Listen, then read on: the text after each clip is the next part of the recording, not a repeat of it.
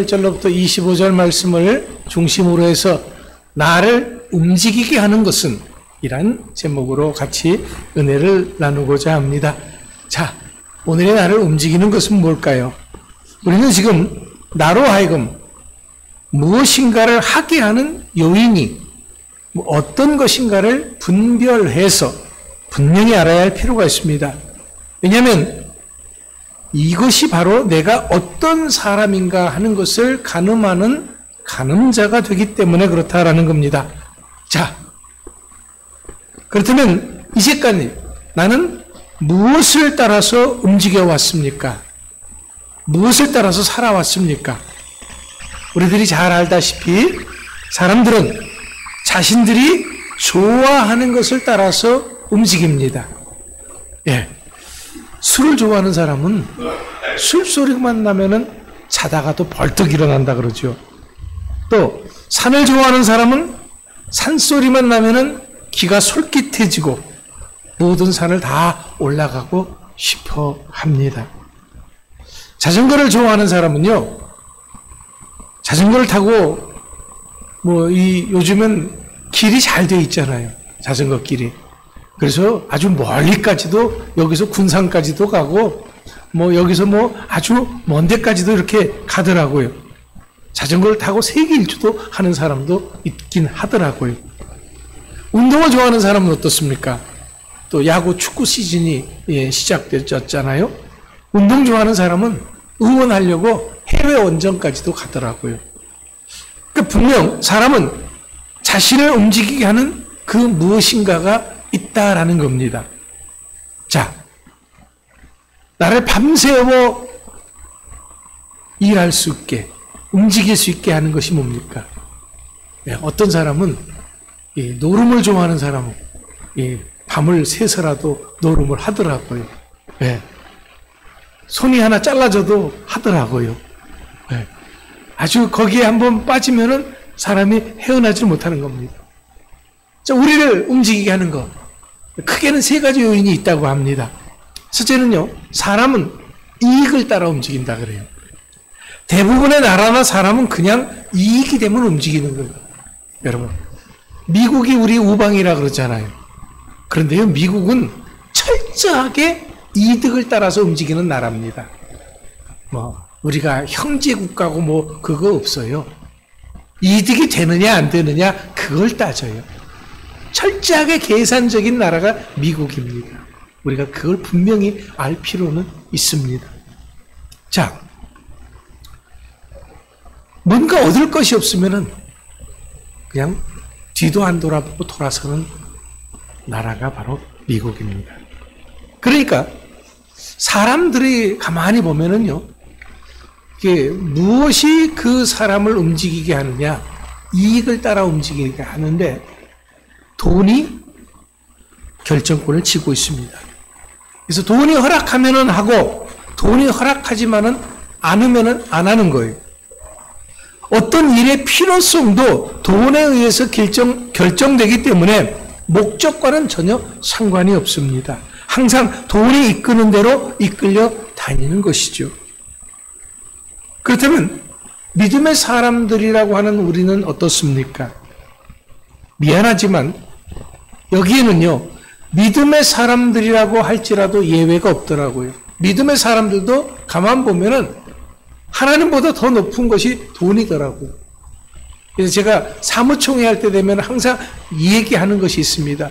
뭐냐 그러면은 우리가 돈이 결정권을 갖게 해서는 안 된다라는 거예요. 우리는 하나님의 일을 하는 사람이기 때문에 믿음으로 모든 것을 해야지, 돈이 이것이 되니까 일을 하고 돈이 안 되면 일을 안 하고, 그거는 우리가 결정권을 돈에게 주는 것이다 라는 겁니다. 자, 기도하는 사람이라고 할지라도 예외가 아니더라고요. 오늘 수많은 믿음의 사람을 움직이고 기도하는 사람을 움직이고 심지어는 교회를 움직이는 것, 믿음이 아니고 돈이더라고요. 세상은 돈이면 다 된다고 하는 생각이 지배하고 있는 것을 보게 됩니다. 그래서 사람을 움직이는 것은 어떤 이성이나 목적이나 어떤 철학이 아니고 돈이다라는 겁니다. 두 번째, 사람을 움직이는 것이 뭐가 있냐 그러면은 정이 있더라고요. 정. 우리나라 사람들은 이 정이 항상 문제가 되는 것을 보게 됩니다. 혈연, 지연, 학연. 이게 관계의 끈이라고 하지요. 근데 이 관계의 끈은 선거철이나 아니면은 어떤 문제가 있을 때 사람을 움직이게 하는 요인이 됩니다. 이럴 때 사람들이 항상 하는 말이 있죠. 영화의 한 대사 같은 거. 우리가 남이가. 사람들이 이렇게 우리가 서로 남이 아니다라는 거죠. 정 때문에 움직이는 사람, 인간관계에 의해서 움직인다라는 겁니다. 이런 사람은 관계를 잘 지켜주면 되는 거예요. 하지만 아무리 좋은 관계일지라고 할지라도 정이 떨어지면 끝나는 거지요.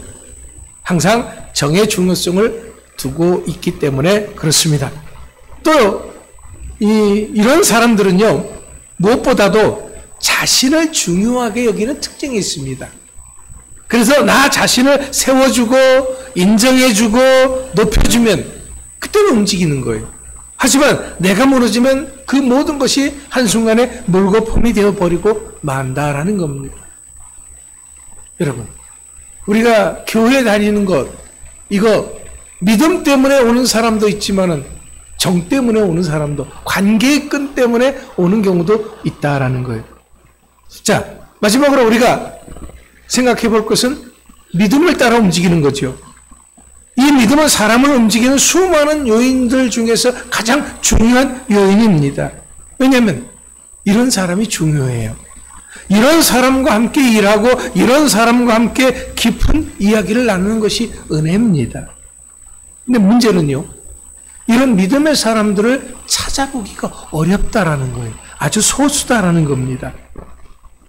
이익 때문에 움직이는 사람에게는 돈을 주면 됩니다. 돈 주면 다 움직여지고 해결되는 거예요. 여러분, 우리가 이게 광화문에 많은 사람들이 집결 해서 뭐 정치 집회를 하고 하는 것을 보게 됩니다. 근데 거기 많이 동원되는 사람들이 무엇 때문에 움직여지느냐? 거기가 돈 때문에 움직여지는 것을 보게 됩니다.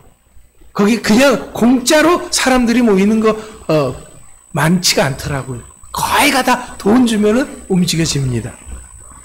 또 정 때문에 움직이는 사람에게는 관계만 잘 맺으면 되지요.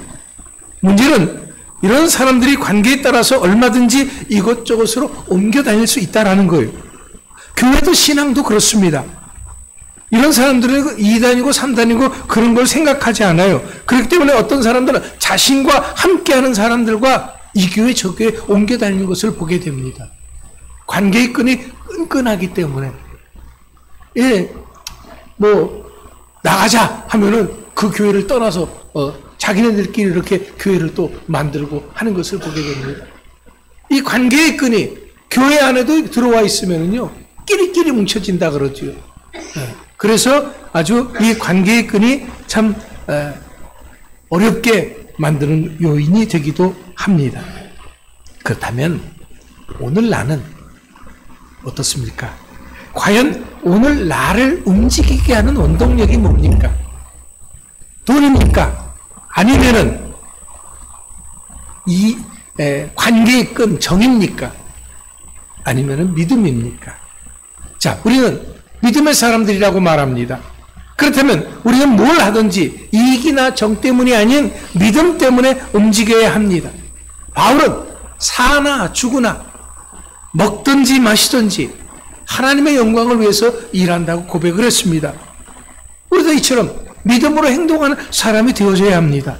하지만 문제는 이런 믿음을 따라 행동하게 되면은 순간적으로는, 현실적으로는 손해가 나는 것 같다라는 거예요. 그렇기 때문에 수많은 사람들이 이렇게 사는 것을, 믿음으로 사는 것을 주저하게 됩니다. 쉽게 이런 믿음의 속으로 뛰어들지 못하게 되는 요인이 되기도 합니다. 하지만 믿음을 따라 행동하게 되면은 결국에는 그것이 큰 축복이 되는 것입니다. 자, 오늘 본문의 아브라함을 보십시다. 아브라함을 움직이게 하는 요인이 무엇이었습니까? 아브라함과 그 가족을 고향과 친척과 아버지 집을 떠나서 알지도 못하는 곳으로 움직이게 했던 그 요인이 무엇이냐라는 거죠. 아브라함을 붙잡은 것은 다른 그 어떤 것이 아니라 하나님의 말씀이었습니다. 다시 말하면 아브라함을 움직이는 것은 하나님의 약속의 말씀이었습니다. 이것은 분명 이익이나 정 때문에, 관계의 끈 때문에 움직인 것은 아니다라는 거죠. 혹 어떤 사람은 이렇게 얘기를 합니다. 아니에요, 목사님. 목사님 그거 잘못 이해하신 거예요. 아브라함도 가만히 보면은요, 자손을 바닷가의 모래같이, 하늘의 별과 같이 자식을 준다고 했기 때문에 자식 없는 아브라함인데 그렇게 자식을 많이 준다고 하니까 움직인 것이 아닙니까? 그러니까 아브라함도 결국에는 이득을 따라 움직인 사람인 것이다 라고 생각할 수 있다라고 이야기를 합니다. 하지만 분명한 것은요, 이익이 먼저가 아니었습니다. 하나님은 믿음이 있어야지만이 이익도 따라온다라고 말하고 있습니다. 많은 사람들은 이익 때문에 움직이려고 하지만 그것을 쫓아 움직이면 믿음이 따라오질 않는다라는 거예요. 그러나 믿음을 따라 움직이면 이익도 따라오게 되어 있다라는 거지요. 물론 하나님은 우리들의 행동엔 보상이 있다고 말씀하십니다. 그렇기 때문에 항상 하나님은 우리에게 상 주시는 것을 기뻐하고 좋은 것을 주신다고 말씀하셨습니다. 상을 주고 좋은 것을 주는데 이것이 먼저가 아니다라는 거죠. 그러니까 나를 움직이는 것은 이익이나 정이 아니고 믿음이다라는 것을 우리는 알아야 합니다. 여러분, 아브라함을 보세요. 아브라함은 하나님의 약속이 있었습니다. 많은 민족의 조상이 된다고 하는 것입니다. 그런데 문제는 뭡니까? 앞서도 말씀을 드렸듯이 믿음을 따라 행동하면은 순간적으로, 현실적으로 손해가 나는 것 같다라고 말씀을 드렸었습니다. 당장은 아무것도 손에 잡히는 것이 없다라는 거예요. 아브라함 역시 나이가 100살이 되도록 하나님이 인정하시는 아들이 없었습니다. 그래서 믿음으로 사는 것을 사람들은 불안해합니다. 하나님의 약속의 말씀을 따라서 쫓아왔는데 이렇게 세월이 흘러도 아무것도 손에 잡히는 것이 없다라는 거예요. 눈에 보이는 것이 없다라는 거예요.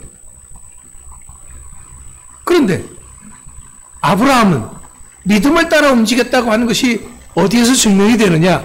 본문 19절 말씀에 보면은 아브라함은 이렇게 세월이 흘러도 자식이 없었음에도 불구하고 믿음이 약하여지지 않았다라고 말하고 있습니다. 분명 세상 사람들은 당장에 이익이 없으면은 결국 두 손 드는 거예요. 어느 만큼은 이익이 없다고 할지라도 할 수는 있습니다. 어느 만큼 관계의 끈 때문에 올 수는 있습니다. 하지만 그것이 다 사라져도 끝까지 버틸 수 있는 것은 뭡니까? 믿음인데 사람들은 불가능에는 인생을 걸지 않습니다. 무모하게 될 수 있는 불가능에 도전하지는 않는다라는 겁니다. 그래서 쉽게 포기합니다. 그런데 아브라함은 끝까지 포기하지 않았다라는 것이 다른 것입니다. 이것이 바로 아브라함이 믿음을 따라 움직인 증거인 것이죠. 본문 19절 말씀에 아브라함이 100살이나 되는 그 몸이 죽은 것 같았다라고 말하고 있습니다. 그 부인 사라의 자궁 역시 죽은 것 같았다라고 합니다. 결국 죽음 앞에서 인간은 모든 것을 포기할 수밖에 없습니다. 왜냐하면 인간은 죽음을 이길 수 없기 때문에 그렇습니다. 그런데 이 부분은 그런 것 같음에도 불구하고 전혀 그 믿음이 약하여지지 않았다라고 합니다. 약속에 대한 그 어떤 의심도 하지 않았습니다. 원망도 하지 않았고 초조해하지도 않았습니다. 오히려 본문 20절 말씀에 보면은 믿음이 더 견고하여졌다라고 말하고 있습니다. 21절에서는 이것을 뛰어넘어 능히 이루실 것을 확신했다라고 기록합니다. 왜냐하면 하나님은 전능하신 하나님, 하나님께서 어떤 방법으로라도 일하실 것을 믿었다라는 겁니다. 이것이 바로 세상에서 이익을 따라 움직이는 사람들과는 근본적으로 다른 것입니다. 그래서 하나님께서는 이것을 22절 말씀에서 의로 여기셨다라고 하신 것입니다. 그런데 이것은 22절 말씀에 의하면은 아브라함만을 위한 것이 아니고 우리들을 위해서도 기록해 놨다라고 말하고 있습니다. 그러니까 우리들도 이익에 의해서, 정에 의해서 움직일 것이 아니라 믿음을 따라 살아야 한다라는 것이지요. 그렇게 될 때 23절 말씀과 같이 의롭다 여김을 받게 되는 것입니다. 인정받고 축복받는 삶을 이루게 된다라는 거죠. 그렇다면 우리는 무엇을 어떻게 믿어야 합니까? 우리는 예수님이 죽은 자 가운데서 다시 살아나신 것을 믿어야 합니다. 예수님이 누굽니까? 우리가 범죄한 것 때문에 자신을 십자가에 달리게 하신 분입니다. 십자가에 죽으신 것입니다. 그리고 이런 예수님은 죽음 가운데서 다시 살아나셨습니다. 이것은 우리를 의롭다 하게 하시기 위함이라고 했습니다. 그렇습니다. 우리는 이것을 믿는 것입니다. 이것은 분명히 이익에 의함이 아닙니다. 정의 의함도 아닙니다. 오직 우리는 부활의 예수님을 믿는 그 믿음으로 말미암아 구원받은 것입니다. 이 믿음이 세상을 이기는 것이고 이 믿음이 우리를 움직이는 원동력이 되는 것입니다. 이것이 바로 운명을 따라 사는 것이 아니고 사명을 따라서 사는 삶인 것입니다. 자, 사랑하는 성도 여러분, 오늘의 나를 움직이는 원동력이 무엇입니까?